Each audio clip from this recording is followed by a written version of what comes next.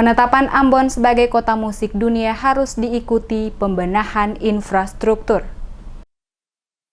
Menyikapi kota Ambon yang telah ditetapkan oleh UNESCO pada 31 Oktober 2019 lalu yang menobatkan Ambon sebagai salah satu kota musik dunia diapresiasi oleh Billy Membrasar selaku staf khusus Presiden saat melakukan kunjungan kerjanya di kota Ambon. Kepada tim DMS Media Group, Billy Membrasar selaku staf khusus Presiden optimis dengan ditetapkannya Ambon sebagai salah satu kota musik dunia. Maka ke depan kota Ambon akan semakin berkembang dan maju. Beberapa hal penting yang menjadi catatan untuk perlu dilakukan, kata Billy, diantaranya perbaikan berbagai fasilitas sarana infrastruktur yang ada bukan saja yang menyangkut musik, tetapi juga infrastruktur penunjang lainnya. Ia mencontohkan spot-spot lokasi wisata yang ada perlu mendapatkan perhatian serius pemerintah setempat untuk dapat dikembangkan. Dengan demikian akan memberikan daya tarik bagi para wisatawan yang akan berkunjung ke kota Ambon. Bukan hanya menikmati musik semata, tetapi juga lokasi-lokasi wisata yang dimiliki kota Ambon. Dirinya optimis jika hal-hal yang disampaikan itu bisa direalisasikan dengan baik oleh pemerintah kota Ambon dan didukung oleh pemerintah Provinsi Maluku. Maka kota Ambon akan menjadi salah satu tempat yang menjadi daya tarik bagi para wisatawan.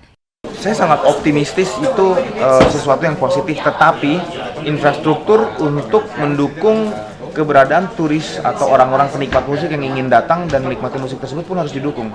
Karena ada alasan di mana orang bisa travel jauh banget, bukan hanya kualitas musiknya saja, tetapi juga infrastruktur pendukung.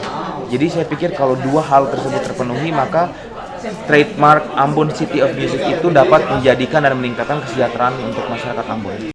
Seperti diketahui, selain kota Ambon dari Indonesia, ada 14 kota lainnya di dunia yang juga ditetapkan sebagai kota kreatif dunia berbasis musik, antara lain Essaouira, Maroko, Havana, Kuba, Cahir, Turki, Leiria, Portugal, Liria, Spain, Metz, France, Port of Spain, Trinidad and Tobago, Ramallah, Palestina, Sanandaj, Iran, Santo Domingo, Dominican Republic, Valledupar, Colombia, Valparaiso, Chili, Veszprém, Hungaria, dan France, Serbia. Sedangkan sejumlah kota lainnya yang juga ikut ditetapkan sebagai kota kreatif UNESCO yang baru yaitu untuk basis gastronomi, Afyon Karahisar, Turki, Arequipa, Peru, Belo Horizonte, Brasil, Bendigo, Australia, Bergamo, Italia, Hyderabad, India, Merida, Meksiko, Overstrand Hermanus, South Africa, Porto Viejo, Ekuador, dan Yangzhou, China. Ditetapkannya 66 kota kreatif yang baru ini membuat jaringan kota kreatif UNESCO di dunia sekarang ini total menjadi 246